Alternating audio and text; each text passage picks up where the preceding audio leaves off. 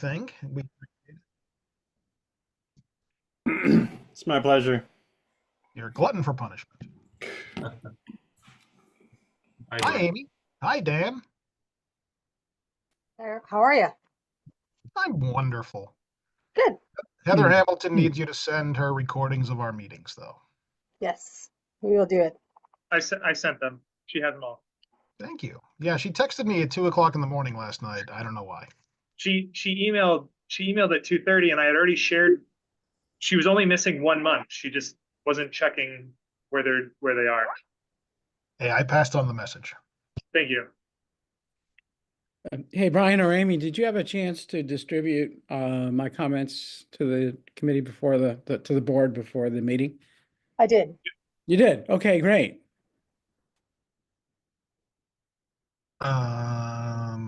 Well, we only have 2 board members right now, so we don't have a quorum. Sorry, John. It seems I'm not a big draw. That's true at select board meetings too. So As soon as we get a quorum, I look yeah, forward no, to it. I got time. But OML, man. I can send my comments then to you guys for your records too then, okay? Jesse, we always like to hear what you have to say. Thank you. That's good because he's gonna have a lot to say. Well, Well, we're in for a treat tonight then. He and I are competing to get the attendance award at transportation related meetings. there you go. Yeah, There's a prize you don't want to win. that's right. Yeah. Someone might, say, think about your priorities in life. Yeah. It's just that, Yeah. Yeah, I'll send it to you guys here. 1, 2, 3. 3. We need one more. I just emailed the other 3. Well, Nancy can't be on till 7. that's And so Wendy or For sure. yeah, I was gonna say Shanali, but no, not Shanali. Mm. There's Wendy.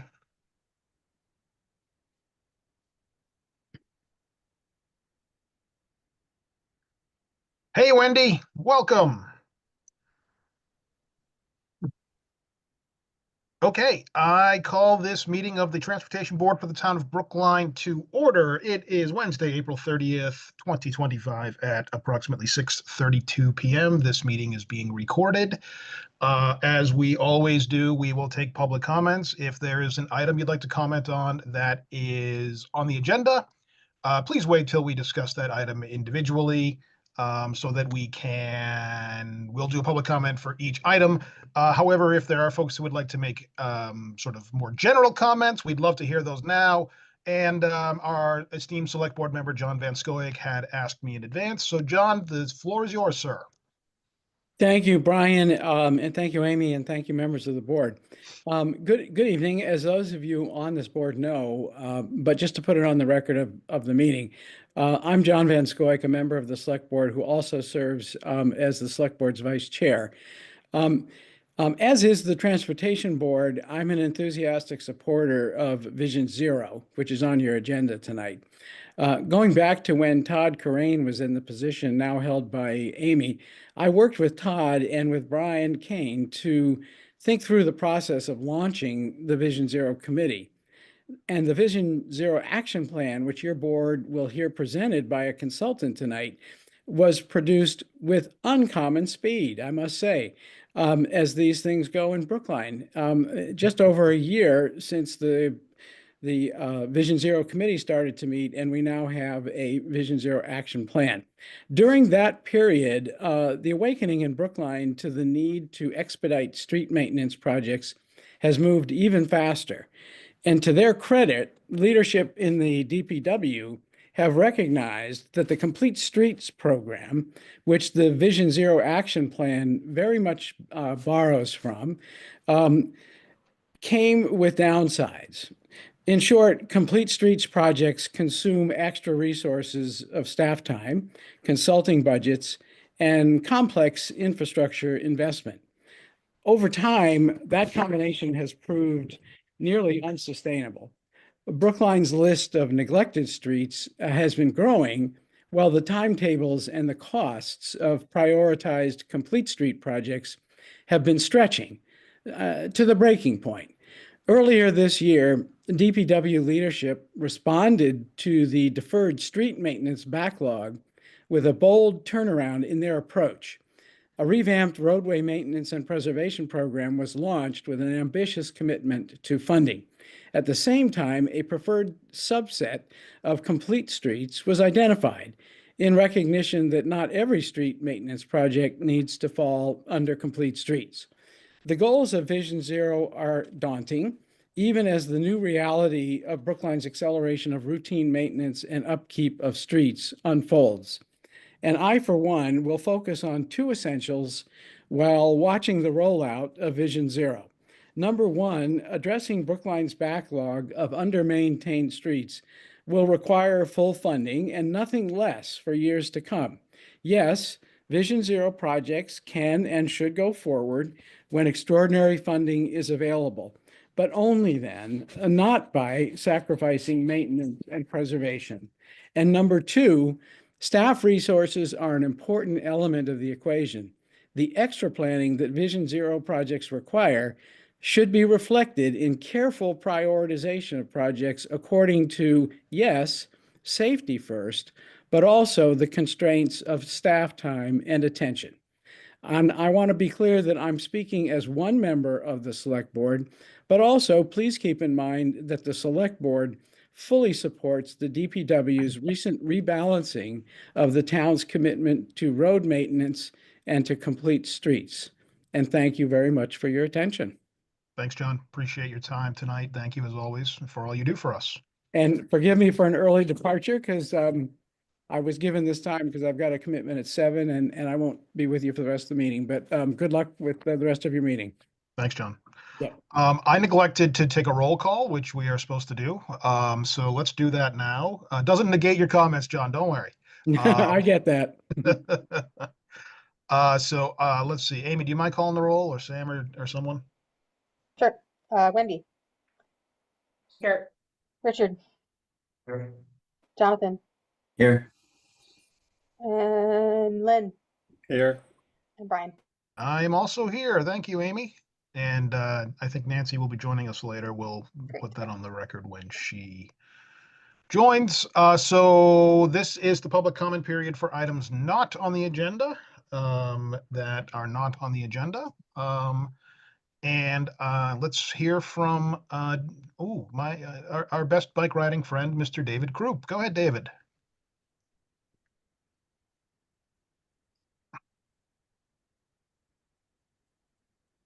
Thank you very much. Good evening. My name is David Krupp. I'm a resident of Precinct 8. I'm also the president of Biking Brookline, but I'm speaking for myself this evening.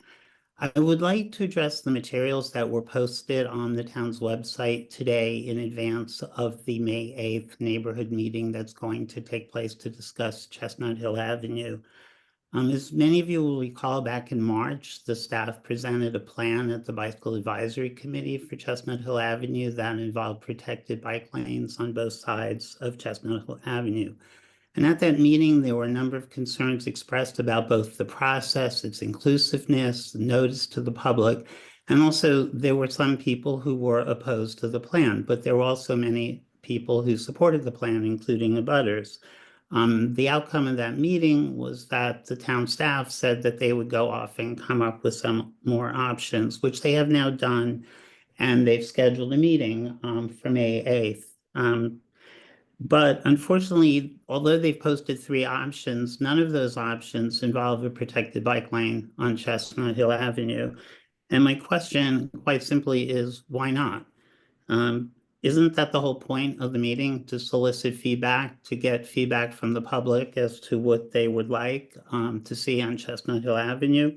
Why is that option not being presented to the public as a potential redesign for Chestnut Hill Avenue? Much was said that people didn't know about this process and even that was going on. I mean, that includes a lot of people, including a lot of people who would like to see protected bike lanes on Chestnut Hill Avenue. So my request is really quite simple. Please amend the agenda for your May 8th meeting. Put the plan that was at the March Bike Advisory Committee on that agenda so the public can have an opportunity to see all the options that are available on Chestnut Hill Avenue, and the town can listen to those public comments and then make the decision based on that. Thank you very much. Thanks, David. Hi, Emily. Go ahead, please. Nope, Emily, you just dropped off. Do you not want to comment? Okay. We can always hear from you later if need be. Andrew Fisher, my favorite lawyer. Go ahead, Andy. Thank you. Thank you, Mr. Kane.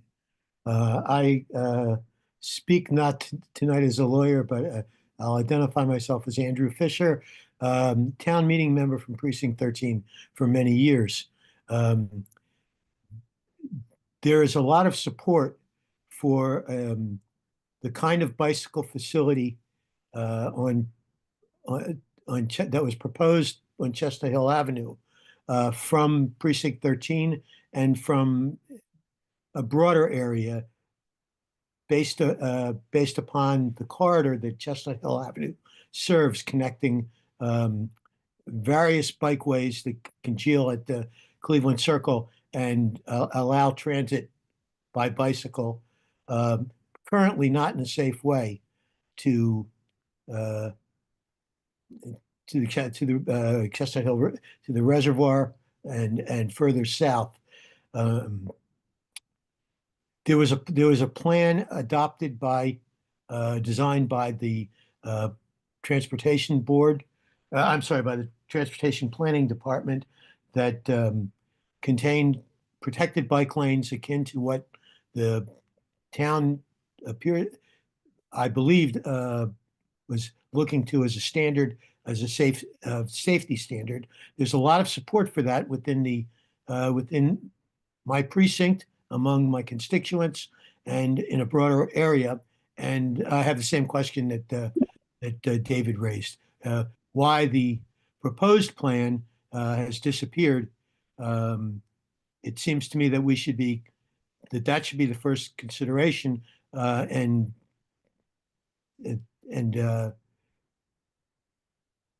when the discussion begins, and it's disappeared from the table. So I echo David Group's comments. Thank you. Thank you, Andy. Hi, Emily Jacobson, you're back. Please go ahead. We'd love to hear from you.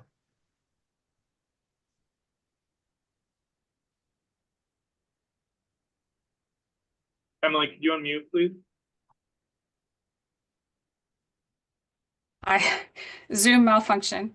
I'm Emily Jacobson. I'm the chair of the Bicycle Advisory Committee and resident of Precinct 5.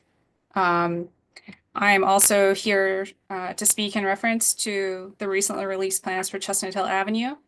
The BA saw the previous iteration of these plans, which had bollard protected bike lanes along most of the length of Chestnut Hill Avenue. This would have the effect of slowing cars down considerably towards the currently posted speed, which they exceed routinely at the moment.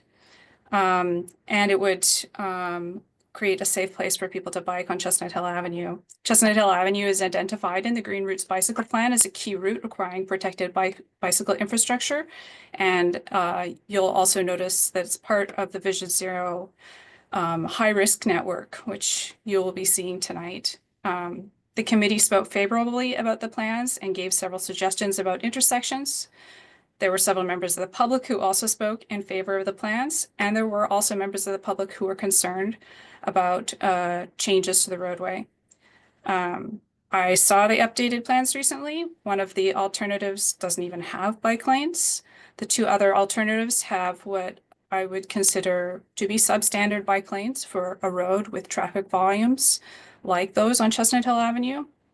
The changes appear to have been made in favor of adding a substantial amount of parking along Chestnut Hill Avenue where no legal parking currently exists and where most houses have ample driveways. This runs counter to town policy and is quite a dramatic change from the plans that we've previously seen. I hope that the Transportation Division will be presenting an alternative at least one alternative with safe bike lanes along the whole length of the street for presentation at the neighborhood meeting on May 6th, and also for consideration by the Transportation Board at its meeting next month. Thank you. Thanks, Emily. Dr. Hefter, go ahead, please, sir. Thank you. Just a note on the end of Emily's presentation. That date is actually May 8th. May 6th is election day. So thank you, Brian, and thank you, members of the Transportation Board. I'm also going to be speaking about a comment or two about Chestnut Hill Avenue. You already know me as Jesse Hefter, resident of Chestnut Hill Avenue since 1989, town meeting member from Precinct 14, member of the Pedestrian Advisory Committee. I'm speaking tonight on behalf of our neighborhood. Chestnut Hill Avenue is a key Brookline connector, linking Alston Brighton with Route 9 and points south, including Jamaica Plain and West Roxbury. Per town data, it carries up to 15,000 vehicles per workday. With the Transportation Board soon considering a final design proposal for renovating the avenue, we'd like to share key concerns ahead of upcoming meetings, including the hybrid session on next week, May 8th. Thus far, there's been only one neighborhood meeting held within the Bicycle Advisory Committee session back on March 5th. That allowed some input on engineering's initial design. That proposal led to a neighborhood petition signed by over 65 neighborhood abutters and residents with serious concerns about different elements of the conceptual approach to the redesign. Following a Zoom meeting with DPW Commissioner Shute, engineering committed to revising the design and acknowledging residents' concerns. Updated plans were released just today, which after initial review don't reflect the concerns of abutters and nearby residents. We remain concerned about claims of high-speed travel, creating unsafe conditions for users of the avenue. We obtained data from the Brookline Police Department between 2020 and 2025 that show just one speeding violation during a construction project. We also obtained data from the Brookline Police Department and the state between 2020 and 2025, and crash statistics show only one bicycle-related incident in those 5 years. And it turns out that the cyclist, unfortunately, was the individual at fault in the collision with the vehicle. These facts, and it was in a crosswalk. These facts don't support assertions of major safety risks at all for drivers, pedestrians, or bikers. Significant changes as well are being proposed at the Buckminster intersection due to the presence of an MBTA Route 51 stop. Yet, to date, no data have been provided justifying the need for spending capital dollars on that work. We acknowledge that there are differing views on how best to use the renovation funds. Relocating the bike lanes to Clinton and Elliott Streets rather than using Chestnut Hill Avenue could enhance safety, especially for students at the Hayes K-8 school, and offer a safe route to school for those students, as well as a safer route for bicyclists who currently use Clinton and Elliott Streets as a safe route between Cleveland Circle to Route 9.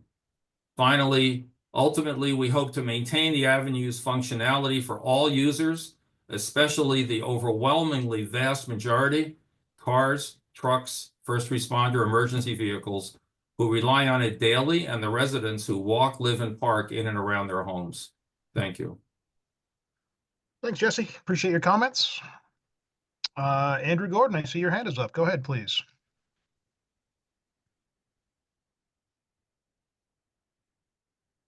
Thank you. Just to make sure, the Bridle Path Committee, if I'm correct, we were invited to make a statement if we wanted to join that committee tonight. Is that accurate? Yep, so we'll take that item up later in the agenda. This My is the sort apologies. of general, no worries. This is the general comment period, so you can comment on generals if you want. No. Great. But No, I'll we'll wait make till sure then. we get to you later. Thank you. Bye. No worries, thank you. Dan Martin, wow, a rare public comment from staff. Thank you, Dan. Not a public comment, but just to let Andrew know, I think he's applying as a resident representative, and we're going to be appointing those people at a later meeting. Tonight, we're just appointing committee and advisory representative. There you go. Dan, you the man. Okay, is there anyone else who would like to make a comment on items not on the agenda? Wow, Len. When would be a good time for the board to discuss some of the comments made by the public? Why don't we talk about it now? Because we're gonna have to talk about it at some point, and it's better to do it now than under new business. Though, wait a second. Can we do that with the agenda the way it is? I think we have to wait till new business, which is unfortunate. Unless, can I take the chair's prerogative and move agenda item 7 to now? So we can talk about it. We'll talk about new business now and not later. Okay, so I'm gonna take the chair's prerogative and I'm gonna move agenda item, I think it's 7, which is new business, to be the first item on the agenda. Now, we're not taking any votes. Just want to be very clear. We're just gonna discuss it at a member's request. So, Len, since you brought it up, why don't you kick us off with new business? So my thoughts on Chestnut Hill, I would like to see the option at least presented that has the protected bike lanes. Okay, thanks, Len. Would anyone else on the board like to talk about this right now? Wendy. I guess I'm just curious if the town reps have a response. Is there a reason that we should know about as we discuss this for why the plan was taken off? So I'll step in quickly here. The original plan was never taken off the website. It's still on the website. What people are referencing is just the 3 new alternatives that were added. There's obviously been a lot of conversation around this project, and it's a road that's going to get resurfaced this year. And we've learned a lot in terms of the amount of public process needed for a project like this. So definitely a point of reflection here, to be, to start, definitely start way earlier next time. That's for sure. And so the feedback from the public was just if there was no parking added to the project, that it would just automatically get appealed to the select board, which is what we're trying to avoid. So we've worked with consultants to put together concepts. Yes, the first alternative is basically the change nothing. It adds the pedestrian safety improvements and the new Clinton Road bump out, which is a really great addition. But it doesn't add any bike safety improvements. So that is one alternative, because but then options 2 and 3 do add bike improvements, but it's a protected bike lane in one direction and a door side bike lane for approximately 50% in the other direction. And it does add back, it does retain designated parking, which we can go back and forth on the current parking situation, on the tree lawn right now. But the alternatives 2 and 3 do specifically designate parking. I think alternative 2 is the one that maintains it all on the south side, and then alternative 3 alternates between the south and the north. So we don't have to go through each scenario here. All right, sorry. Yeah, there's just a lot of history. Okay, Yeah, but so I it's get not off the table is the takeaway. It's not off the table, and I'm going to talk with Amy and Dan tomorrow about it briefly, but the plans are still online. So And sorry for giving more info than. No, it's okay. No worries. And I guess my follow-up question, and maybe this is for the Vision Zero discussion, is that it would be helpful to understand kind of how policies are actually applied. So if we have Vision Zero, but we have complaints, like what trumps what? Like, what does it mean to have a policy? Because this street is talked about in the document that we got. So it'd be good to kind of maybe when we get that presentation to like use it as a case to understand. No, that's fair. Yeah. And I think we're always trying to figure out the right amount of neighborhood public involvement, discussion, presentation, policy, mixed policy, politics. So I think it's more an art than a science, but yeah, we should definitely talk about that, Wendy. Speaking of, if I can really briefly just comment to Yeah. Wendy's, I just to second what Brian's saying about art, not a science, is like in the Vision Zero plan, which I know it was done in a year, but I think it's been a very robust process, and I think nothing was rushed as part of this. But it's essentially created a toolbox for the department of us being able to select different types of treatments that might apply, that, you know, might benefit a certain road in one location more than another, just in terms of like, what strategies are we going to use? Are we going to use chicaning? Are we going to use speed humps? Are we going to just use rapid flashing beacons? So this like Vision Zero action plan really sets us up to be able to like hand pick what strategies will most benefit safety on a corridor. So really excited about that. Thank you, Sam. Richard, go ahead, please. Brian, thank you. Yep, just a quick couple of comments, and it's more about the safety of Chestnut Hill Avenue. Is that, you know, we know what the latest crash data that we get from the Brookline Police. It's well over 100 accidents over a 4-year period that it's had. And just looking for the transportation team, if they also had conversation with the fire chief. I've had some conversation with him, and his concern was congestion towards the Route 9 area and everything. So I just wanted to see if we are bringing him in on the conversation, and that's all I have to say. Thank you. So the lanes going to Route 9 are staying the same in terms of the number of lanes. There will still be a through lane. It's 2 lanes heading towards Route 9. So there's no change in. I mean, in the whole Chestnut Hill Ave, or 95% of Chestnut Hill Ave is just 1 lane in both directions. It's just the fact that they're 15 feet wide, and you know, we're proposing that they go down to 10.5 feet. So there's been a lot of people saying that, you know, we're going to create more congestion because the lanes are getting narrower, but it's not like we're going from 2 lanes to 1 lane. So I think it's just as you get within a couple of 100 feet of that Route 9 areas where the traffic backs up and everything. I think that would probably be, you know, the concerning aspect of trying to get through there. So wait. We're not going to adjudicate this tonight. Okay, Sam, we're not going to do that.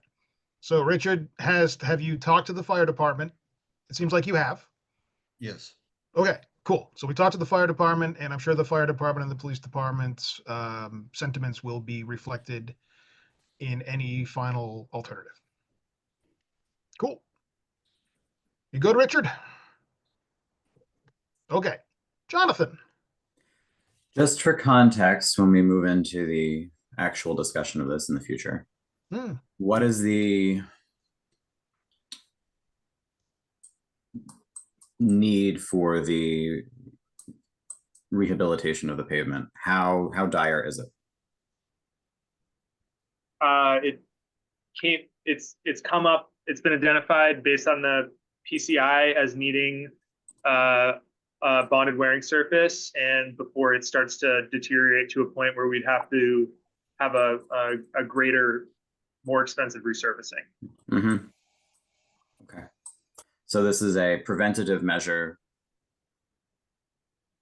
Right. Yeah, this is maintenance. Okay. To help prolong its life.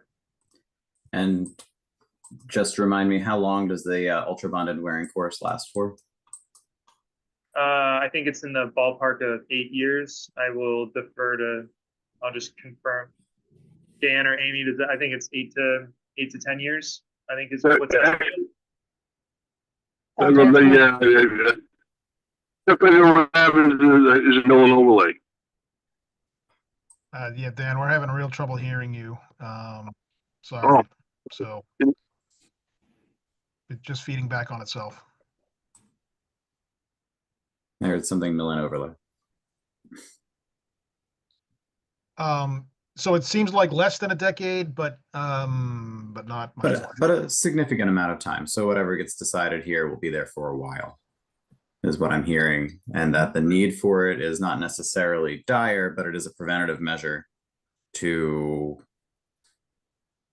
spend a little money now instead of we'll call it more than a little later. Exactly. I'll just say, if you can hear me now, it's a mill and overlay for Chestnut Hill. Oh, sorry, my fault. Oh, it is. Okay. Yep. And how long do those last, Dan? Hmm? How long do those last? At least 10 years. Yeah, 10 plus. Yeah, for sure. Cool, thank you.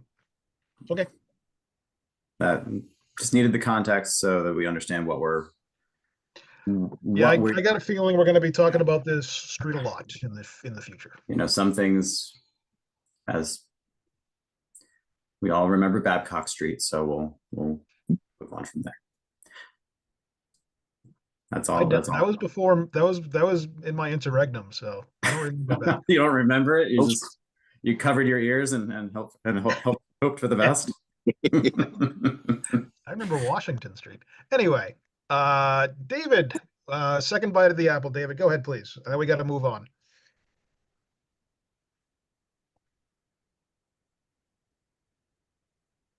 I just want to say, I don't think it's acceptable to say, oh, it's not in the notice for the meeting, but it is posted somewhere else on the website. I mean, isn't this what we're talking about all the time, transparency, and people should be able to find things? And particularly here we have a process where we've been told that it wasn't transparent and people didn't know about it. And now we're hearing, oh, don't worry. The option that you think some people might support, which is protected bike lanes, they can find it somewhere else on the website. It's like, it's not on the ballot, but you know, if they dig, maybe. I just think it's unacceptable. And I just go back to my question. Can you please amend the notice to the meeting to include the option with the protected bike lanes? So where is the notice for the meeting? Because I didn't receive it. So an invitation was sent to all town meeting members, and David, I just want to clarify, it's not somewhere else on the website. The plans are still on the Chestnut Hill Ave project page. The original ones are still on that project page. But we haven't set, there isn't an agenda for the meeting on May 8th. We're just discussing the alternatives. And so we will just make sure it's very clear all the alternatives that are still on the project page that we'll be discussing.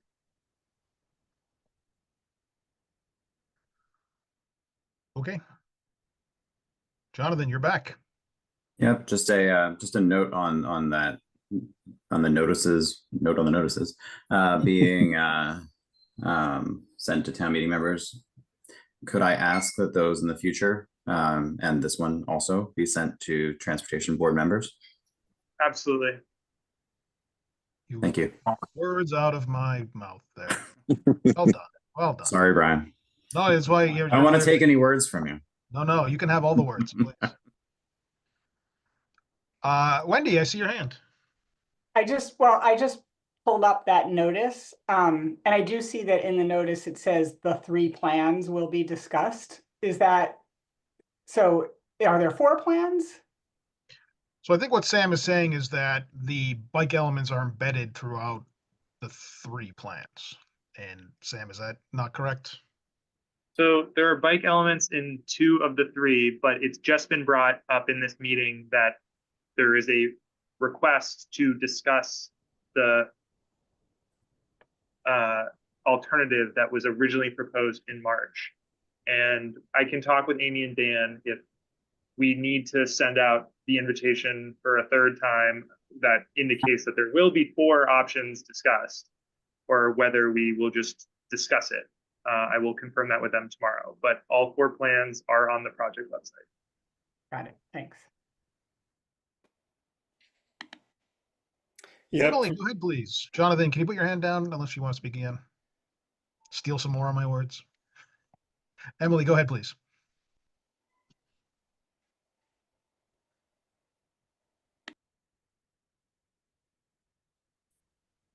Hi. So as it has been said, I understand that there is a lot of public discussion around Chestnut Hill Avenue, although the only publicly noticed meeting that I'm aware of so far was the Bicycle Advisory Committee meeting. I have accidentally been a part of discussions at the Select Board regarding Chestnut Hill Avenue, and apparently there have also been meetings with Commissioner Shute. And so I would just like to say I think it's very important that this stays a public process and that such meetings are noticed. Thank you. Absolutely, Emily. Yeah, and just on follow up on that, so I just looked on the Brookline website, go to public meetings, and there's nothing listed for the 8th except a ZBA Chapter 40A public hearing. So maybe we should just err on the side of more notice than less in this case. It will be on the website tomorrow. Sweet. Len, I'm also looking at the website and it says the originally proposed plans and then in parentheses outdated plans and then it says here. Is the outdated plans was with the link here? Is that the original plan? Yes, and I will edit Okay. the website once I talk with Amy and Dan. Okay, so that it That doesn't is the- seem to that be is given the- equal attention as the 3 alternatives. on Yes, the and website. that's what I've been saying, and I will discuss with Amy and Dan and make sure that it's in a better positioned location on that website. Okay, thank you. John Bowman, and then we really got to move on, folks. Okay, Jesse, you'll be the last. John Bowman, go ahead, please, sir. I was just going to mention the same thing that Len mentioned, objecting to the reference to the original plan as being outdated. Great minds think alike. That be Look at that. changed. Yeah, so I think I mean again I can't speak for the staff. I think they've heard us loud and clear, and I'm pretty sure this will be fixed up by tomorrow. Jesse, go ahead, please.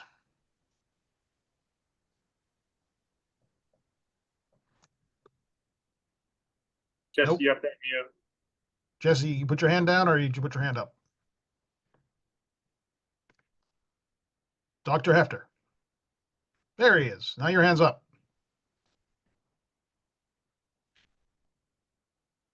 Now you're unmuted. That's good because it said the host had to do it. That's why I couldn't get in. Cool. Thank you. Go ahead, please. Yeah, just a brief comment. I'm a little concerned about the public statement that Emily just made. It is not required per any law in the town that if a resident speaks to a police officer, if a resident speaks to the fire chief, if a resident speaks to Aaron Shute, that needs to be noticed as a public meeting that needs to be, because it's on any topic in the town that may come up on any agenda at any time in the future. That's just an inaccurate statement, and I don't believe that it's true. So to make a statement that claims that any discussion that anyone has about a transportation issue with anyone in town needs to be noticed as a public meeting doesn't seem to be an accurate statement. Well, that's not. I didn't hear that. In fairness, Jesse, I didn't hear her say that. That's what I heard. I don't want to get into the back and forth. I understand. Let's not do the ad hominem thing.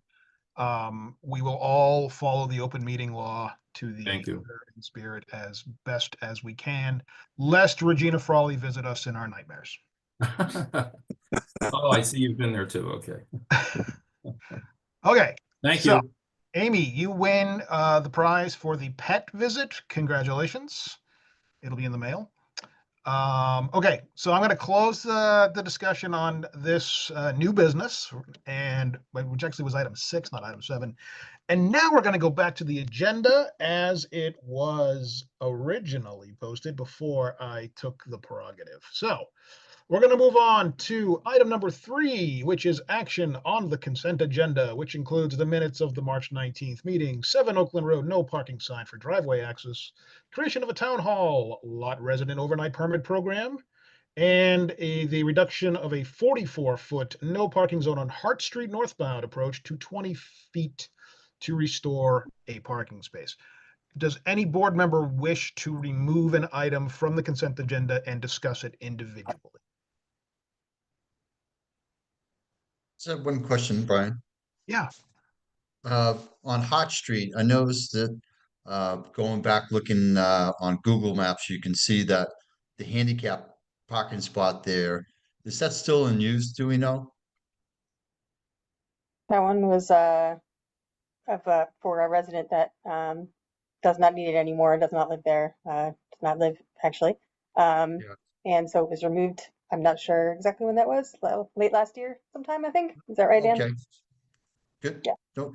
That's the only thing I saw was like where they're looking for parking what, you know, Right. whether that was utilized or not. All right, great. Thanks, Amy. Sure. Okay, I didn't see a huge swell to remove individual items. Anybody have any comments, questions, or issues on the consent agenda as a whole? If not, is there a motion to approve the consent agenda and the items within? So move. Thank you, Richard. Is there a second? Second. Thank you, Len. Amy, since you're unmuted, why don't you call the roll? Len, Yes. Richard, Yes. Wendy, Yes. Jonathan, Yes. and Brian. Yes, yes, yes, yes, yes. Great, thank you. Thank you. That item is approved. We're gonna move on to item 4A, which is a member update. Does any board member have any updates to provide to the rest of the board? Okay, seeing none, we'll do the DPW. Oh, sorry, Len, I see your hand up physically and perhaps metaphysically. Go ahead. The Center Street Lots Committee had its first meeting last week, and we're looking for input from the public in the form of a survey, and there will be many more meetings that we'd be appreciative to have public comment in. Is there a link to the survey somewhere, Len, that we can share with folks? Yeah, should I put it in the chat or? Don't mind, yeah. Okay. And then we can maybe pick it up and share it with our individual networks if that's okay with you. Yes, thank you. I'll add it soon. Thank you. Okay, DPW update, Dan Murphy. Can you hear me okay? Not really, Dan. It's Can a you little hear me? rough. Yeah, that's better. Okay, I'll get real close. So yes, let's see. I'll start with pavement maintenance and preservation. As you may have seen, Beacon Street has started out. We're milling out there, and we're doing the center section, pretty much between Washington and Harvard. A little bit extended on the west, because of the outdoor dining last year, and some work we had done. But between basically Washington and Harvard, that work has started. It should be 8 weeks until it's finished. We've got a contract. We're going to get it signed next week at Select Board. It's the long the Tully, Heath, South, and Russet. That'll get signed. We've got a contractor ready to go. We're doing Lowell Reclaim as an independent project, and I believe that's on the street tomorrow with a pickup in a couple weeks. So that's on its way. And then I'll mention, you all know about the May 8th community meeting.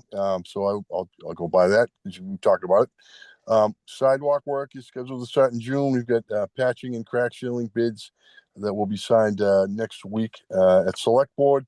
And we're hoping to get more sidewalk money as a big capital project this year. We're upping that money so that we can get out ahead on sidewalks. Let's see, APS pedestrian signals. I believe that out for bidding and will be open, I believe, tomorrow. And we put in additionally for a Complete Streets grant for some more funding for that. We had a great meeting today at Full House for the Beacon Street bridle path design.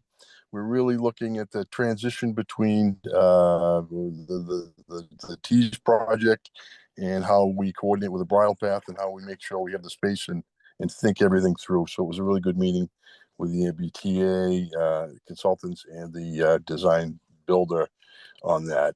I think the last thing I'll say is just I'll remind you on Washington Street, the 25% design is scheduled for mid-September. We're making good progress. And just so you know, the advertising date for that project is scheduled for. I think I might have done that. Sorry. That's all right. So So we any questions? we if missed you have any Dan say questions. 25. 2028 is the anticipated 2028, even better. Thank you. July. Thank you. Questions for Dan Murphy?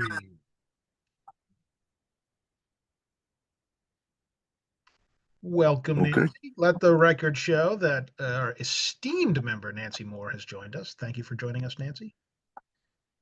You missed a spirited discussion about Chestnut Hill Ave, even though it's not on the agenda. So there you go. I find it suspicious that you showed up right after that. Good timing. All right, Dan, thank you, sir. Thanks. We'll move on to item 5A, which is a presentation and discussion on the Brookline Parks and Open Spaces 2025 public parklet locations. I love that intro. I do my best. Take it away, please, Jesse. Thank you. Thanks so much. I'm actually just going to share my screen back, hopefully.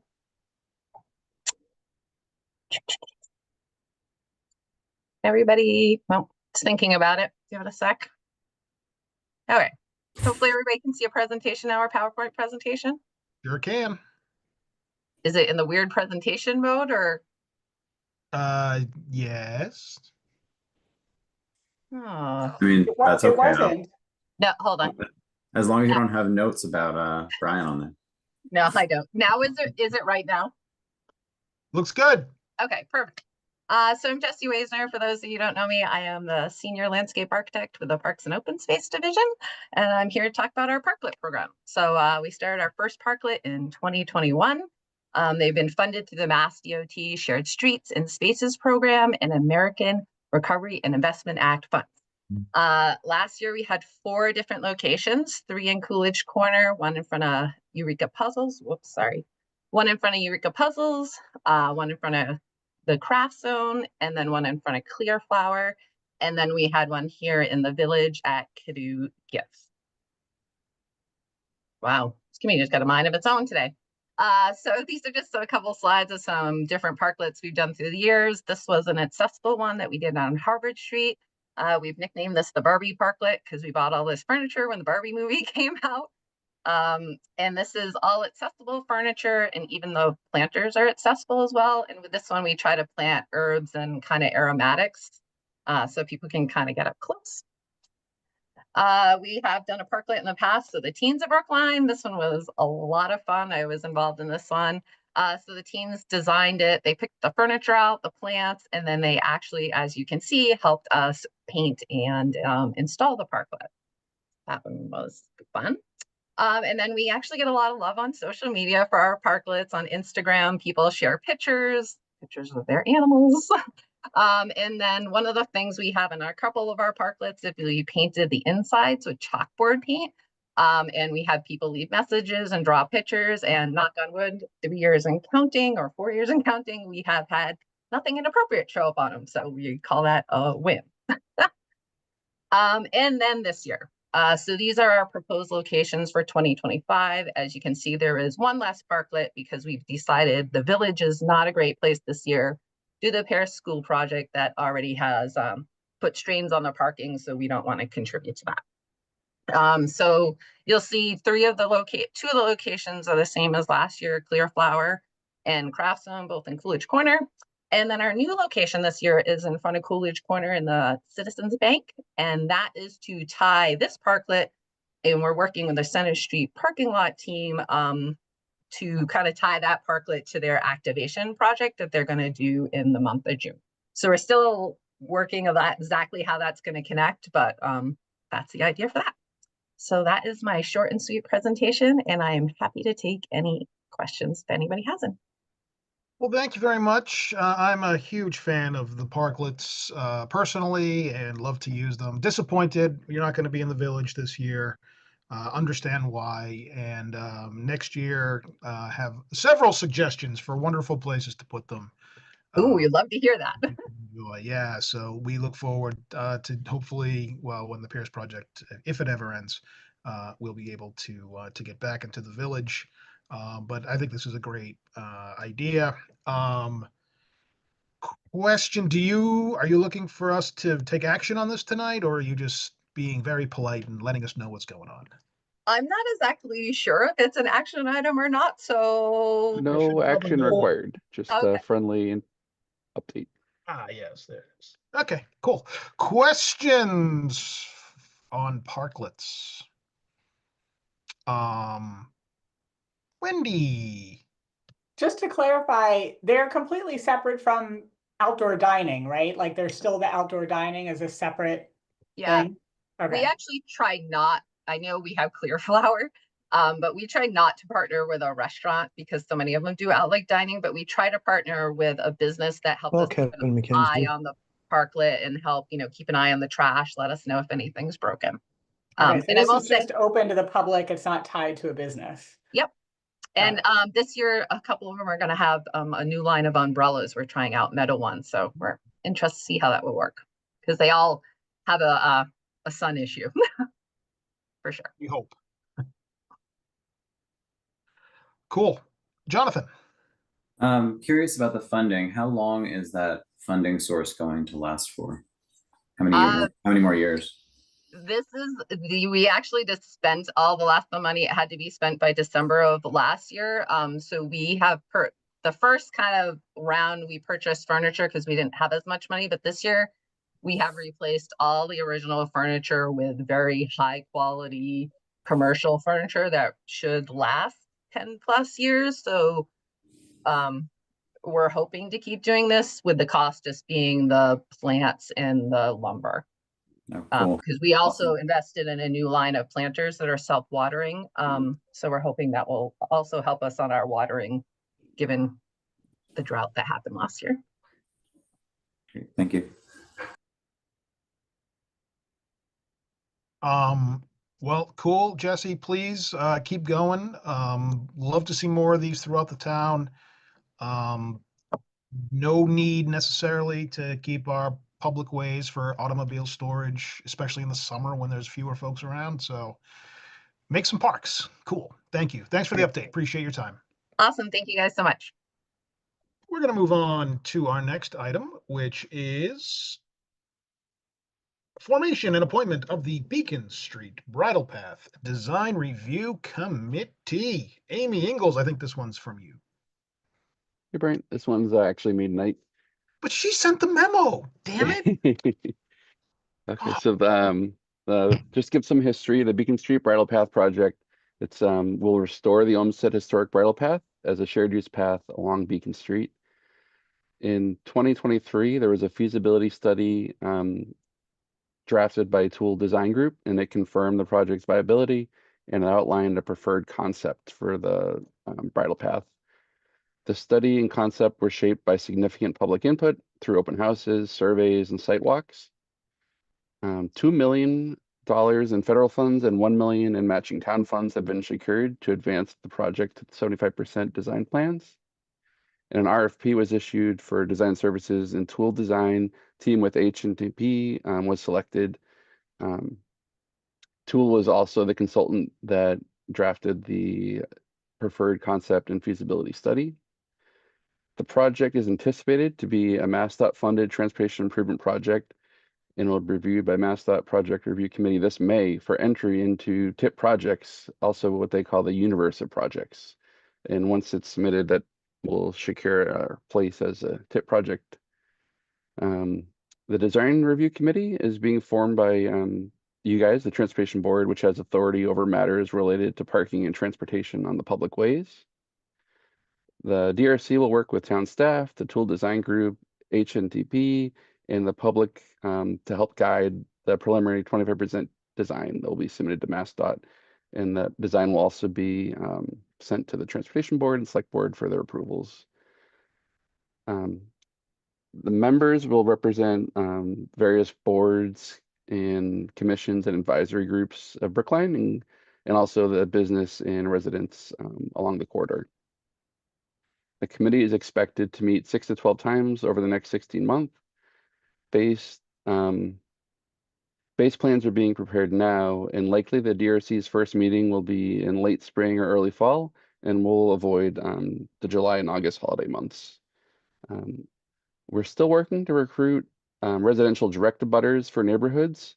So tonight, we're just appointing representatives that were selected by chairs of the advisory committees and commissions and the business representatives. Also, tonight we have Bill Smith here. He'll be the project director from the Brookline Engineering Transportation Department. And we also have some of the design review committee applicants that have applied.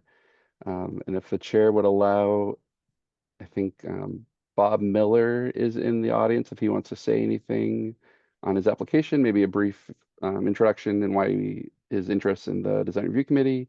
And we also have Len and Nancy who have both applied from the transportation board. Nancy is a late addition to the memo. Sorry about the miscommunication, but she does want to, is interested in also being on the committee. And tonight we're also asking if the board could discuss who could chair and vice chair that committee, probably the transportation board reps. And if you have any questions, feel free to ask any of the applicants, or I can get more information if you need it. And we'll be back at a later month to appoint the neighborhood representatives. We're reaching out we got a lot of applicants, but only a few direct abutters. So we're going to try and get more residential direct abutters, and we'll have them appointed at a later meeting. And if there's any questions, let me know. Yeah, so just procedurally, Dan, are you looking for us to name the individuals? What sort of a vote were you envisioning for this? It's up to you. We could name them. I have them ready. I could read it out loud. And we're just forming the committee. So we're forming the committee and theoretically approving its charge, I assume, right? Yep. Okay. Mr. Miller, welcome. Thank you very much for joining us. If you would like to unmute, we would love to hear you briefly describe your interest in serving on the Design Review Committee.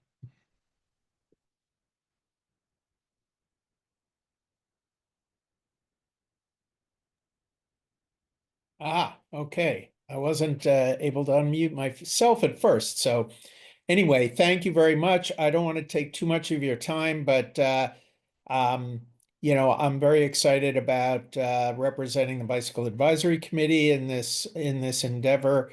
I think that the bridle path can be not only a boon for people who want to use Beacon Street as a means to go back and forth between Boston and Newton, but, you know, and within, obviously, for people who live in Brookline and commuting to other places.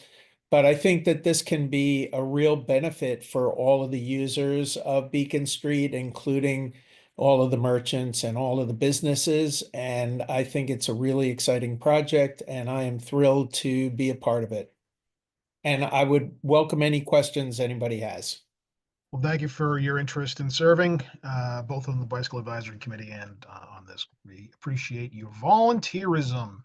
Dan. Nope. Right. Dan, put your hand Just down. for the members here, Eric Stone was going to join, but he couldn't stay past 7:30. But he was here earlier, and he wanted to share with the board that he's eager to represent the Shared Mobility Advisory Committee and the Bridle Path Design Review Committee, with a focus on the perspective of mass transit, blue bikes, bicycle scooter riders, and other shared mobility users, ideally ensuring an improvement in safety and accessibility as a result of the project. A bit more specifically, he intends to use data to the best visibility as a statistician to qualify these perspectives in impact where possible. Thank you. So just for folks' edification, the proposed DRC is Len and Nancy from the Transportation Board, a select board member to be appointed by themselves later. Robert Miller, who we just heard from, Jonathan Phillips from the Pedestrian Advisory Committee, Eric Stone, we just heard a statement from him from the Shared Mobility Advisory Committee. Someone from the Committee on Disability, either Jim Lee or someone I suppose that they would appoint. Elton Elpern, representing the Preservation Commission. Clara Batchelor from the Parks and Rec Commission. Lily Wallace of EDAB. Rachel Swanson from Safe Routes to School.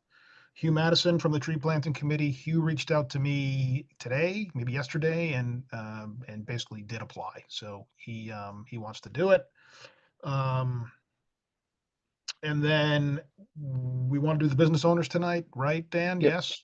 Okay. Business owners. So representing the St. Mary's Lower Beacon business area, John Bajakian, owner of the iStore in the St. Mary's area.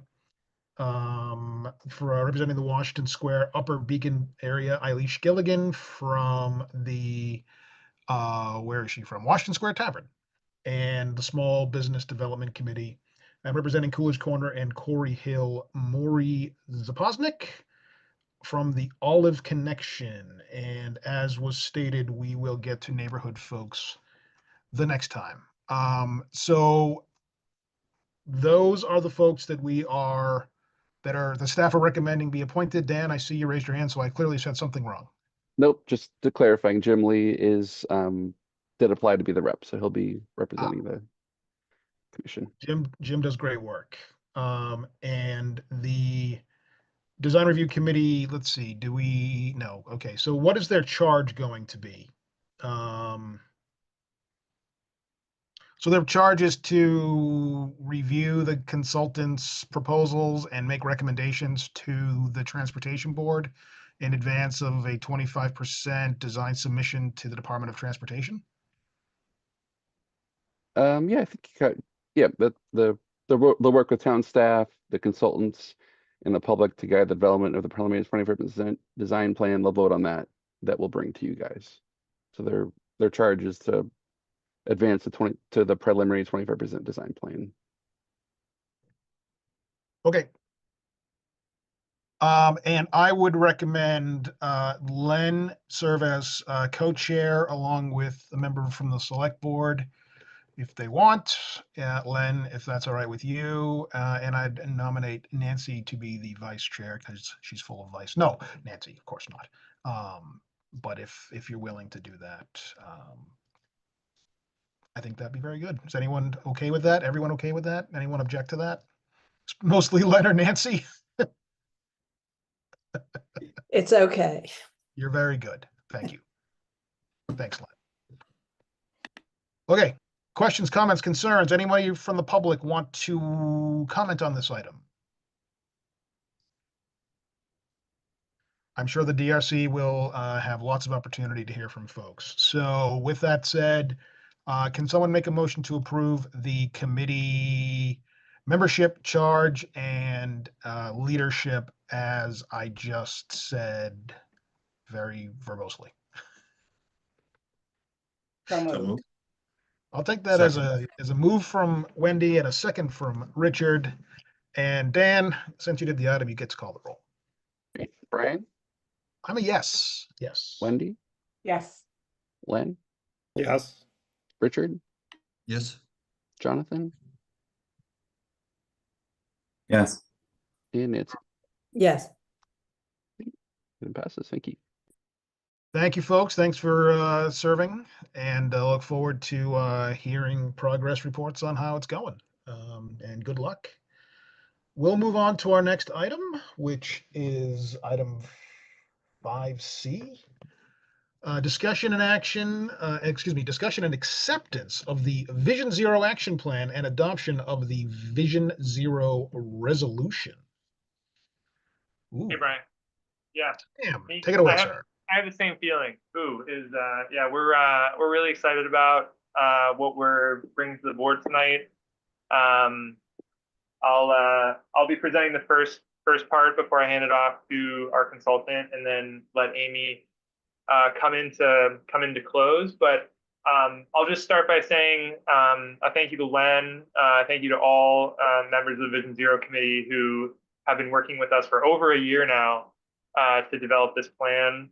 There's been a lot of great conversations and questions, and I really think that this action plan will serve as a guide for us as we work to make our streets safer for everyone in Brookline, and really help us prioritize which roads in town are in the most need of safety improvement. So I'm just gonna share my screen quickly.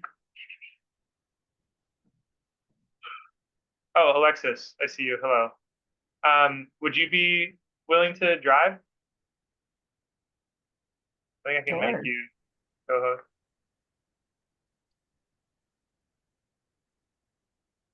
Are you able to share? Sweet. Yes. Thank you. Has everyone seen the correct screen? Sure can. Excellent. For those of you who do not know, I'd love to introduce Alexis and Jason. I don't think anyone else from Tool is here. Alexis has been the project manager for Tool, leading this effort for the last year and a half with the Brookline team. And in a minute here, I'll hand it over. Alexis, anything else before I just hop into them? No? Great. So for those of you who like to play GeoGuessr, I think you can tell that this is Cypress and Washington Street. But go to the next slide. So as I said, about a year and a half process. The committee has met, I think six or seven times over that time, and has provided meaningful feedback on the action plan and the resolution that you're going to see tonight. The Tool team, again, has been, quintessential in the development of this plan and a lot of the data analysis that goes into the Vision Zero process. So the creation of the toolbox, which we'll eventually talk about, and the strategies that we implement as part of Vision Zero are a key aspect. But in addition to that, there's a significant amount of data analysis that goes into this. And I don't want to steal, too many of the numbers, but I'll talk about the safe systems approach in a second.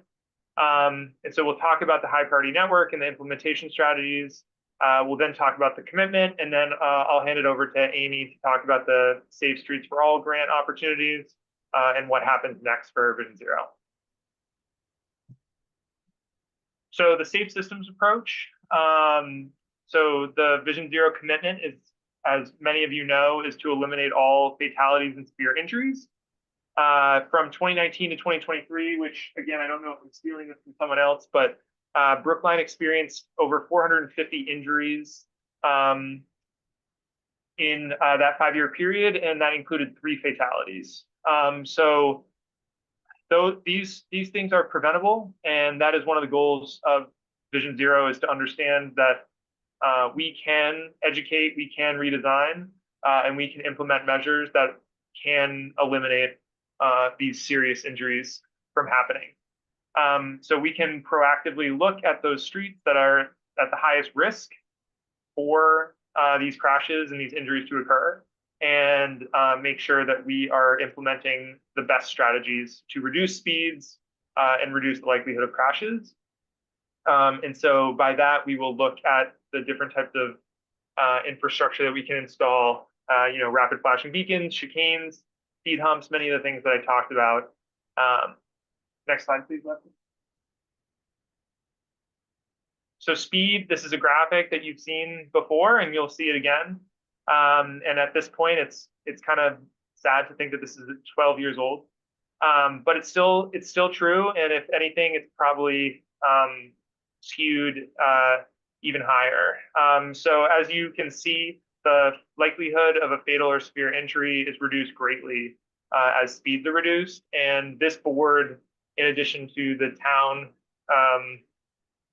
governing bodies, took a huge step, I think, when I first started 3 years ago, in designating over 300 local roads as 20-mile-an-hour safety zone signs, or safety zones. And that was a great step in reducing speeds.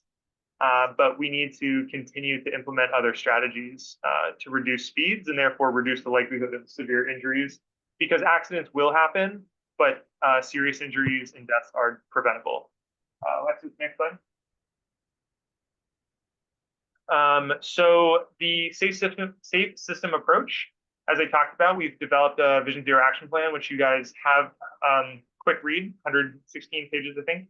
And then the Vision Zero commitment, which we'll be talking about shortly here in the form of the resolution that will go to the select board. And then from there, we will look at the implementation of the strategies in that plan and tackling the high injury network and the future of Vision Zero and how we report out the progress that we make and the data that we analyze in the coming years. Am I still going here? No, I think I'm taking over here, and I only have one point of clarification on your slide, Sam. Without appendices, the plan is 63 pages long, which is like a chapter book. Yeah. Okay, my fault. 116 with appendices, but the appendices are some of the best parts, so you can't miss out on those maps. don't miss the appendices. But thank you for the intro, Sam.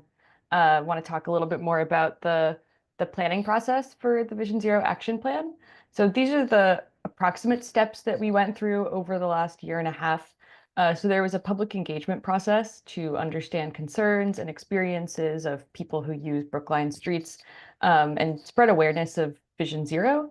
Because like Sam was saying, it starts from understanding that these serious injuries and fatalities are preventable, and really spreading that throughout the town.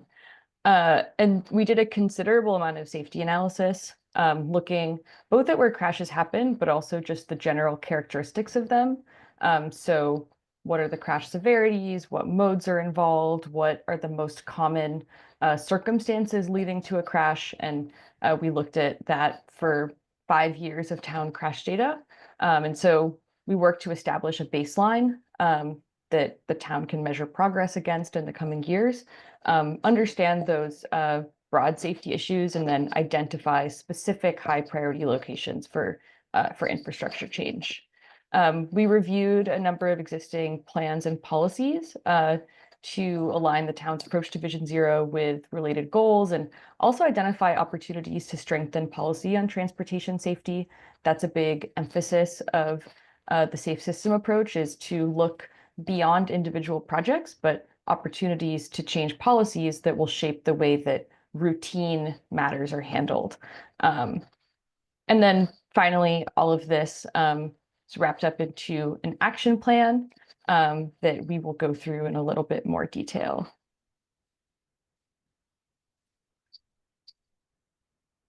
And so want to shout out the Vision Zero committee. I believe a couple members are present tonight.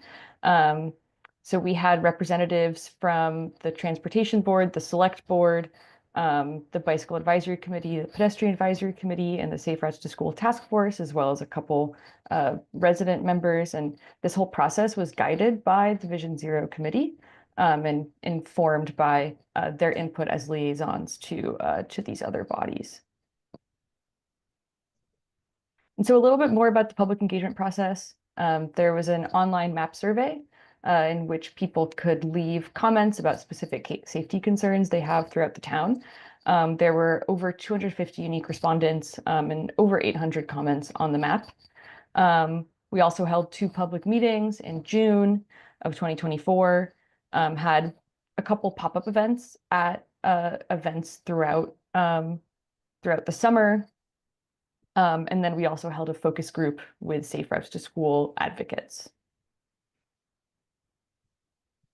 And so some of the highlights of what we heard, and this is specifically from the MAP survey, I'll note that most people who filled out the survey left comments from the perspective of their experience walking and biking. We got a handful of comments from people sharing concerns when they were driving, but this was the bulk of them.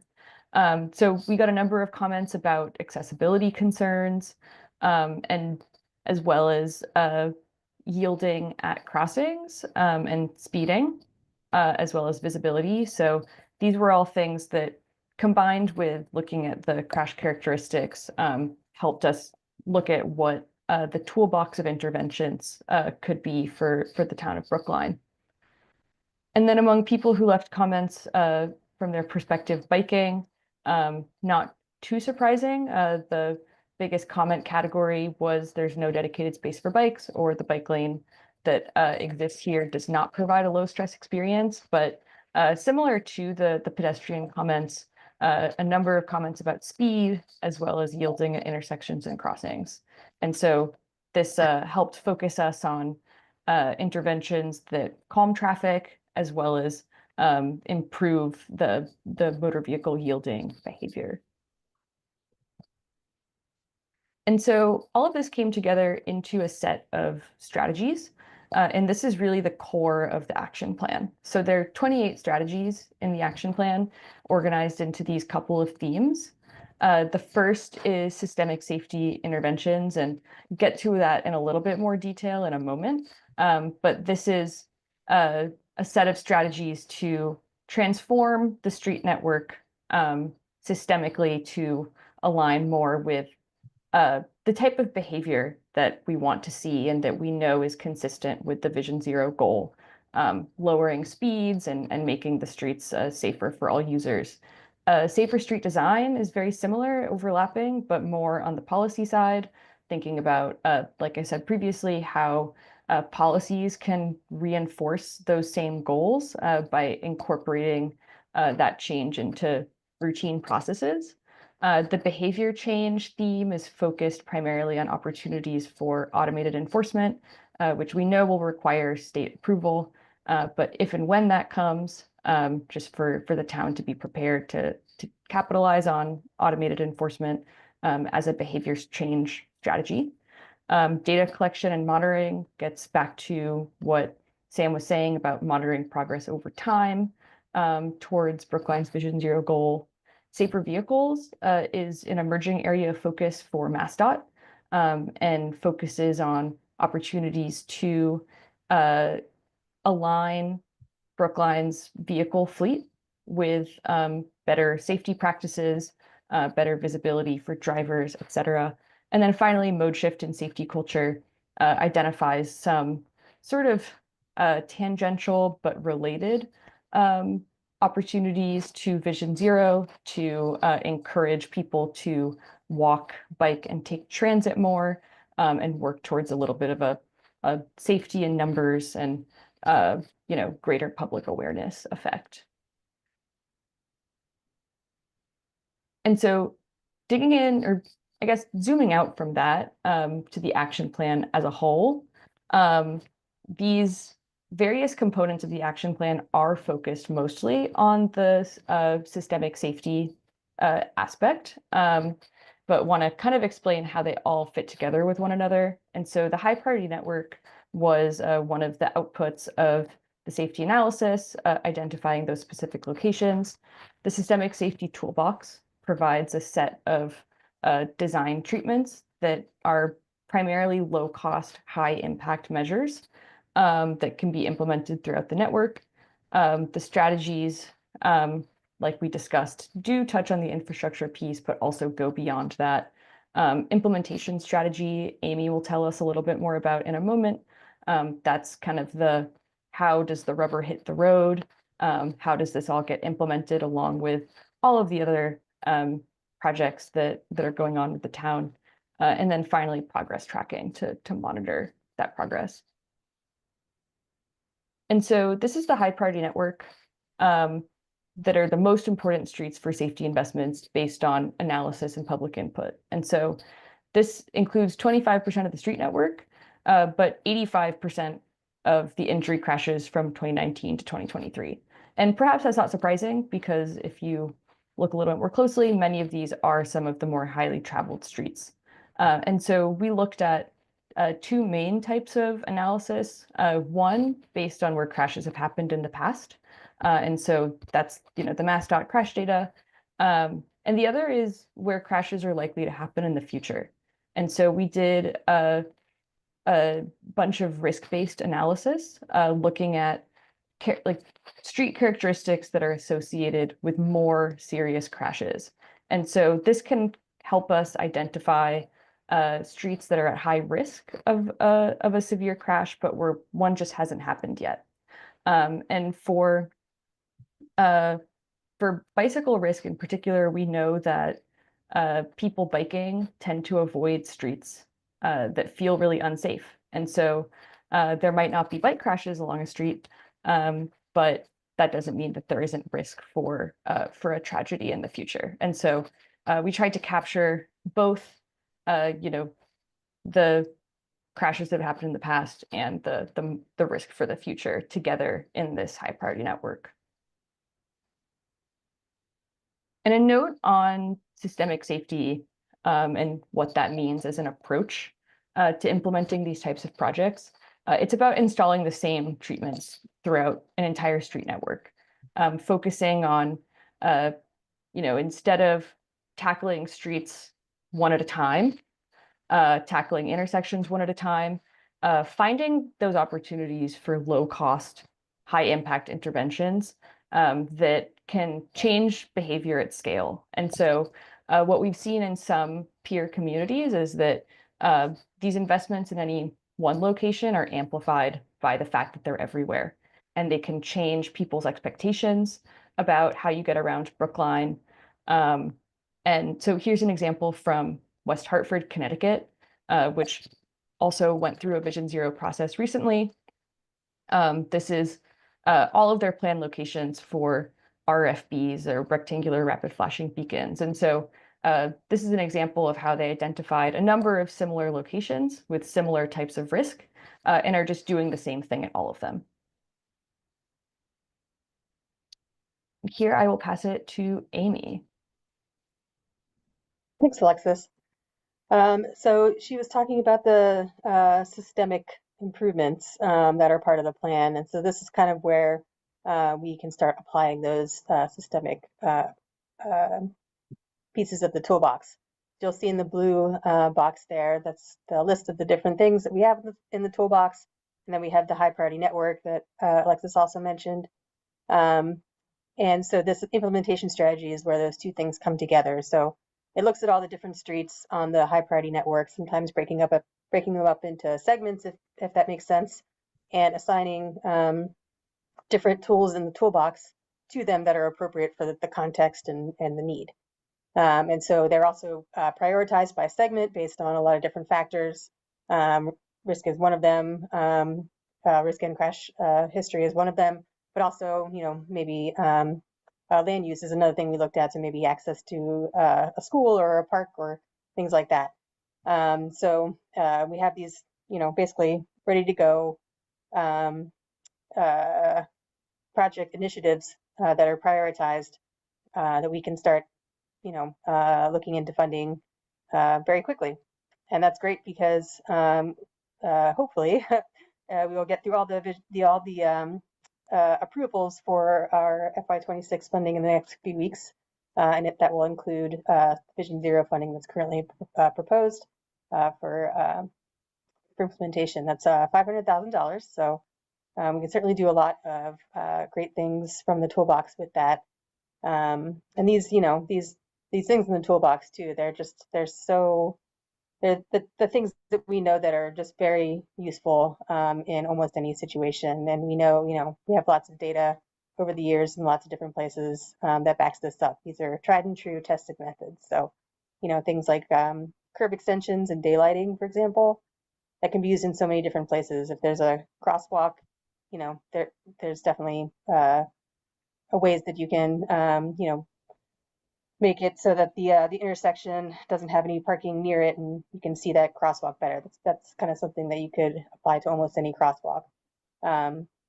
Alexis mentioned the RFBs. That's another thing that we can put in so many places. We get lots of requests for those. So this is the kind of stuff that, we can really address very quickly. Oh, and regarding the map here, this is a map of some planned projects that we have going on through other means. And so that's really important because as John Van Scoik mentioned earlier in the meeting, very helpfully, we've written new policies or updated old policies in order to kind of try to take a bunch of our initiatives and kind of fold them together and dovetail them and make sure that we're doing as much as we can at once. So, for example, if we're doing a resurfacing project on a street, we look at the Vision Zero plan, we look at complete streets, we look at all these different initiatives to see if maybe we can do something besides just the resurfacing and making that street safer.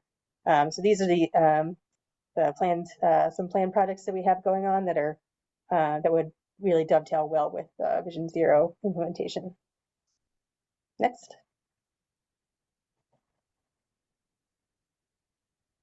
All right, so another big component is the commitment to Vision Zero, the resolution. The committee did a lot of really great work creating this and coming up with something that I think is really solid. We're hoping that will be part of the Transportation Board's vote tonight. Basically, this resolution explains Vision Zero, why it's important, what it can do, and it sets a goal of achieving Vision Zero, that's zero traffic deaths and serious injuries on our streets by 2035. And that's, and it ties that that goal to the implementation of the action plan. So it's a really critical piece.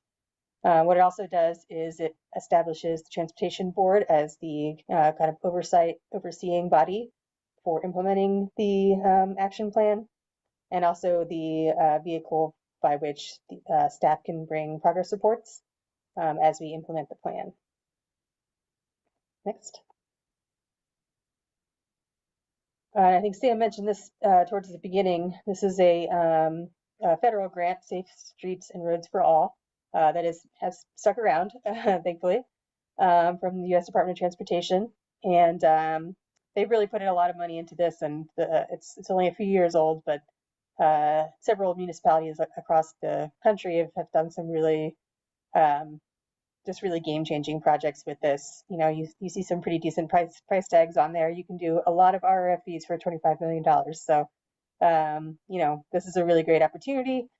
And why that's relevant here is not just because, you know, of you know, that the Vision Zero Action Plan is all about safety, and so is this grant.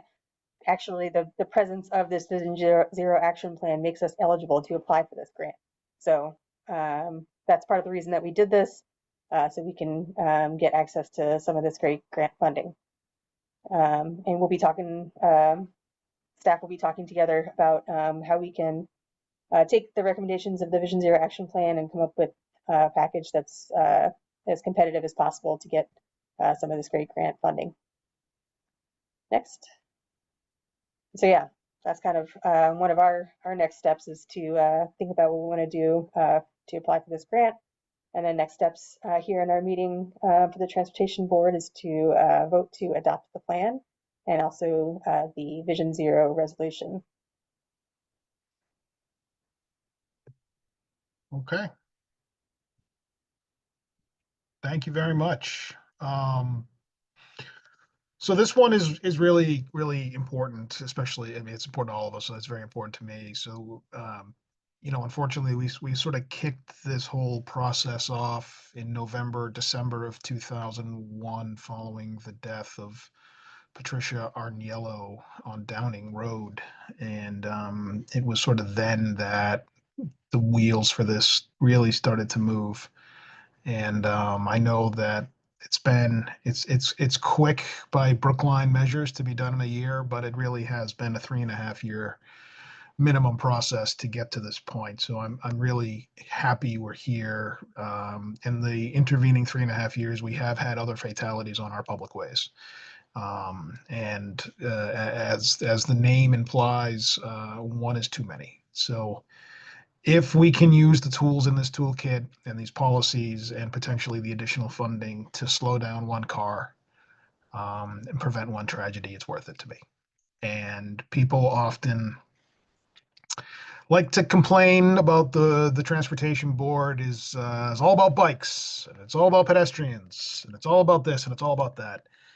To me, it's about slowing down cars and making people safe.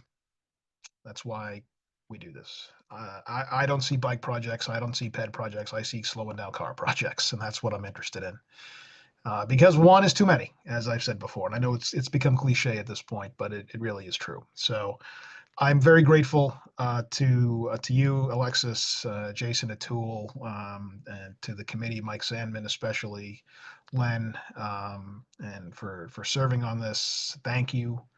And thanks to the other members, David Trevette, and I'm sure I'm missing a few, who got us to this point.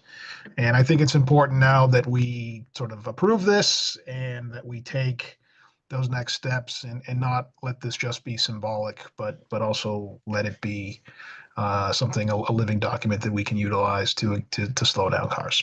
And I know all of us have projects that we would like to see around where we live, or where our kids go to school, or where our parents like to hang out, or where we like to walk or even drive.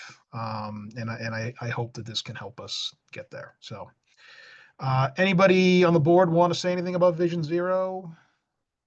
Nancy, go ahead, please. I just have a question. So I wasn't here earlier when Select Person Van Scoyoc spoke, but I did read his remarks that were submitted earlier. And I guess I just want to better understand how the funding works. So I understand from Amy's presentation that there may be some special grants that we can get that we would not have otherwise had access to. So that sort of extra money that we wouldn't have had towards our other projects. There was there's a $500,000 funding source that was mentioned. I don't know where that comes from, whether that's a special allocation, again, that's dedicated to this project that couldn't be used to other. And I understand there's a lot of, they're not like completely separate, that obviously the projects that we have ongoing and our priority, we just passed our new policy that's going to, prioritize projects for the Transportation Board. How does this mesh in terms of funding priorities? If Amy or someone else could talk a little bit about that. And I guess a sort of looming question in my mind is, are these federal grants going to stay around, or is there any concern that they might be eliminated? I mean, we're certainly hearing lots of talk about various grants being canceled. I'm just curious, whatever thoughts you have on that. Yeah, so I'll take the second part first. So the federal grant just came out for this most recent round. Just got released, so it is at least existing for this round. There was some question about that for sure, but they just put out the notice for people to apply. So as far as town funding, knowing that we have this plan that's been underway, when we started the beginning of our FY 2016 budget process, I requested a line item for starting to implement some of these projects, and through the various channels so far, that has come through. We still have a few more channels that we have to go through to get that 100% approved in town meeting, but we're getting there. We're getting close. It's still there, and I think that there's a lot of support for keeping it around, and hopefully it can be something that's annual, because we certainly have the need for it. We've got a whole document showing exactly how we can spend it, so I intend to do that, and hopefully they'll give us more each year. And I'll comment on the meshing part of your question, which is, we're not going to talk about this. I mean, this project's going to keep coming up, but like Chestnut Hill Ave, for example, was like the first attempt, which we learned a lot from, as I said earlier, at meshing a project that was already planned with added safety improvements. And so, our team has worked really hard to put together a 5-year, pavement management plan. And we now need to just work, backwards, knowing which roads we're going to be repaving and thinking about what Vision Zero principles we can incorporate as part of those projects. And, use that pot of money, use the Vision Zero money that Amy advocated for, on top of the resurfacing.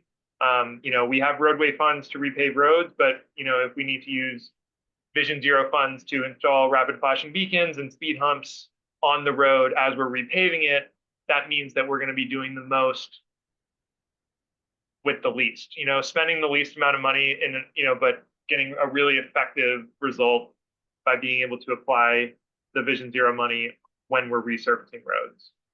So we're really trying to work together. We are working together to make this a seamless process.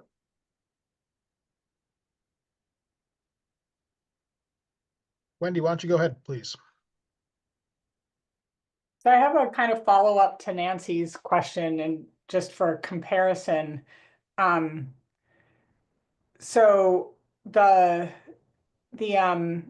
complete streets policy required complete streets design, right? For at certain times, certain moments.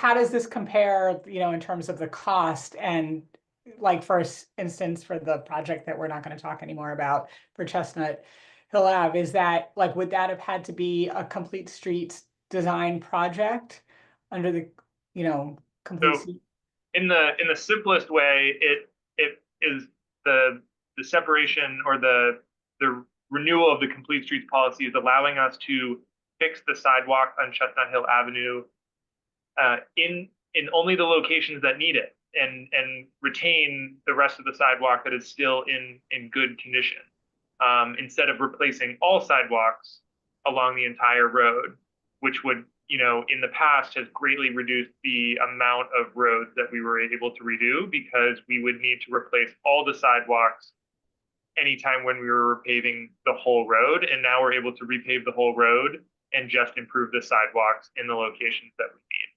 Amy, I saw you unmuted. Hopefully. Yeah, just about the piece of the question regarding the cost. Generally speaking, a lot of the pieces in the recommendations in the toolbox are low cost, and that was kind of by design. You know, Alexis mentioned several times like the low cost, high impact approach that we've been taking to this. So yeah, generally speaking, we can do a whole lot more with less. So it's less money than complete streets, but you wouldn't necessarily do all the projects for complete streets. So it's like you're not necessarily saving money, but you are getting a little bit more done. Is that the?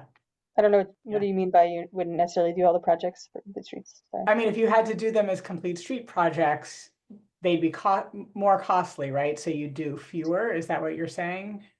Or fewer complete streets projects? Yeah. So I mean, like Sam was saying, we're trying to prioritize the funding that we put into complete streets where it's needed most. So we're not going to redo a whole sidewalk. We're going to redo just the parts that really need it, and then we can spend that money on a true like complete streets project reconstruction, for example, like something like Washington Street. You know, we have, yes, that's something that you know is getting outside funding for the most part, but we've also spent a good amount of town dollars on moving that forward. So that one's a pretty big example, but there could be a smaller example as well. Okay, thanks.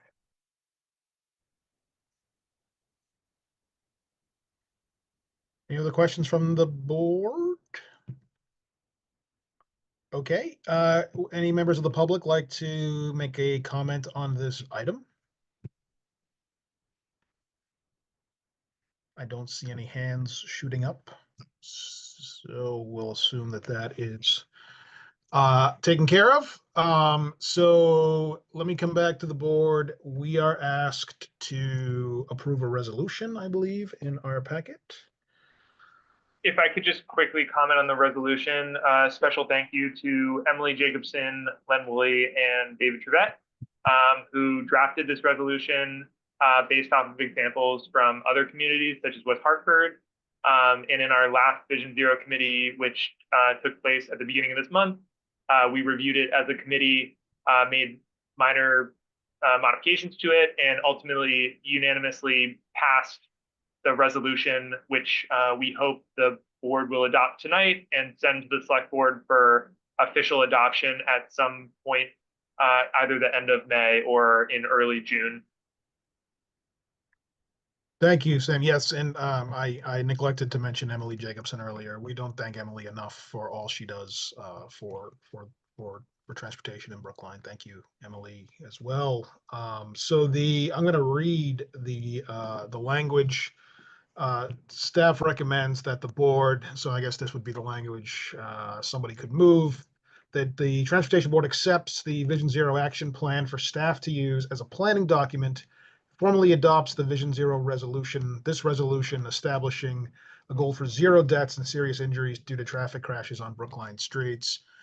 And I'm going to suggest we add, recommend the select board do the same. Okay, Wendy. Sorry, but I just going back to the earlier discussion about kind of when this is applied and what happens, you know, to sort of settle issues if neighbors come and they don't want the Vision Zero design. Is there is there precedent in other communities? Let me put it this way, for guiding when this policy is applied, what trumps what, I guess. How do you sort of deal with these conflicts where it's we have these guidelines and we have a resolution, but then we have individual people who say, well, this is a good idea in theory, but I don't want it right here for this project. How do other towns deal with that? Yeah, I think some of that's going to have to be worked out one by one. These projects, some of them will not necessarily need a robust public involvement piece. For example, putting up an RFB, that's not taking space away from anybody else. It's not changing the regulation on the crosswalk. It's literally just an enhancement to show people that the crosswalk is there. Some of these other ones, such as a bump out, for example, that could take away a parking space. We might need to have a little bit more involvement in that. But again, that's still just one, maybe two parking spaces. That's pretty minimal compared to a full redesign of the street, for example. Not to say that that's not something that could come from Vision Zero, but that's not the bulk of it, is a full corridor redesign. These are more about kind of targeted improvements, often at intersections, but not always, that are kind of more of that low cost, big impact kind of approach. So I guess it's an art, not a science, Wendy. I know I've said that before. I guess that if there's a project on one of the streets that is on the plan, then the Vision Zero funding and toolkit would be then available to utilize. Doesn't necessarily mean it will be utilized. Except that we might put RFBs in lots of places because, like Amy said, they don't take away from anything. And I think it would be any moving infrastructure or taking away parking that would sort of trigger a more robust community process. We do plan to keep the board appraised to our Vision Zero, improvements. And as Brian is alluding to, if there is a need for an approval, it will come to the board. But if we will still, whether it be in the DPW update or similar, keep you all appraised to what improvements we do make. If it is an RFB or curb extension or signal timing change that doesn't technically need the board's approval. And if we are fortunate enough to get the SS4A grant, as Amy previously discussed, the grants looking for applications over broad areas. And so if we were, not to get the cart before the horse, but we would be looking at making improvements across 20 intersections or 30 intersections. And so, we would want to have a robust, but parallel discussion about all those intersections at once. You saw West Hartford put in 40 RFBs, and it might remove 40 parking spaces, but we would come to the board with that. So.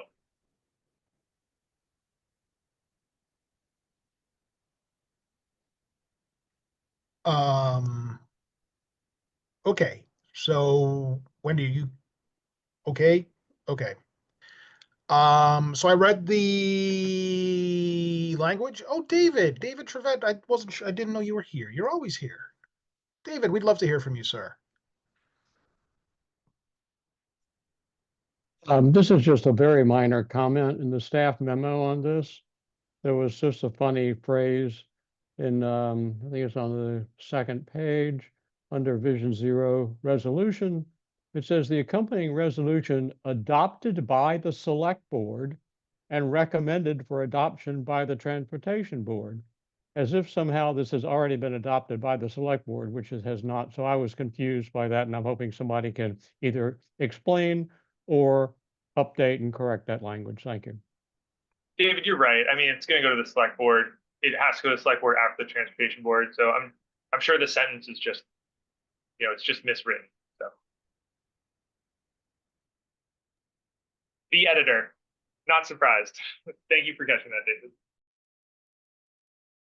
Yeah, I often write reports for committees to be sent to full boards that you're assuming will be approved in the future, and you write it in the wrong tense. So, yeah, but I think it's clear what we're trying to do here. So we are, the Transportation Board by this vote is approving the use of the toolkit of the Vision Zero Action Plan as a planning document for staff, and we're adopting the resolution establishing a goal of 0 deaths and recommending that the select board also do the same.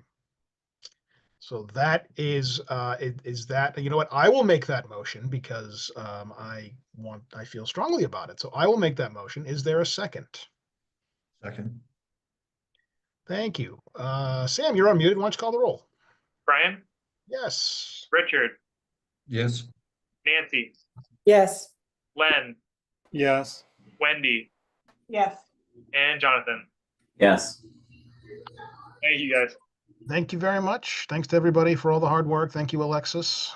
Thank you, Tool Design. So we did new business already, Nancy. I moved that to the top of the agenda so we could discuss Chestnut Hill Avenue. But Jonathan, I would love to hear what you have to say. Oh, just because I didn't notice new business closed technically at that time. Well, let's keep going then, sir. I would like to note again that the Department of Transportation would like to give a briefing at some point to the Brookline Transportation Board regarding the $1 billion project just to our north. Okay. They are approaching several major submissions, including an environmental impact statement and interchange modification report for the summer. Okay.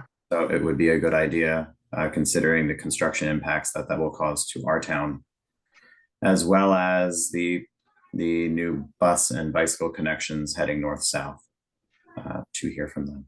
Okay. Do you mind trying to connect those folks with us? And I can assure you that if anyone unmutes and swears at a presenter during our meeting, I will personally go to their residents and sort them out.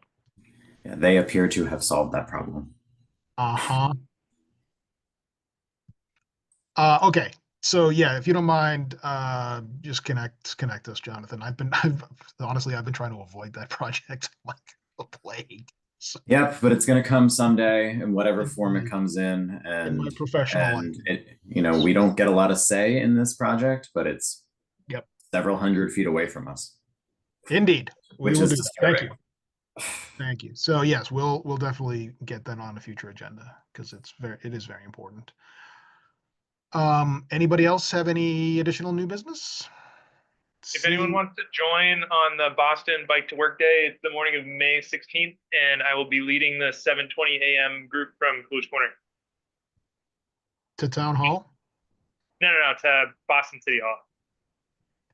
Next year we'll do you can bike from my house to Town Hall if you want. That'd be cool. All right. Is there a motion to adjourn? So moved. Okay. Second. Without objection, we are adjourned. Thanks, everybody, and we'll see you next month. Bye. Thank you. Thank you, Brian. Thank you, everyone.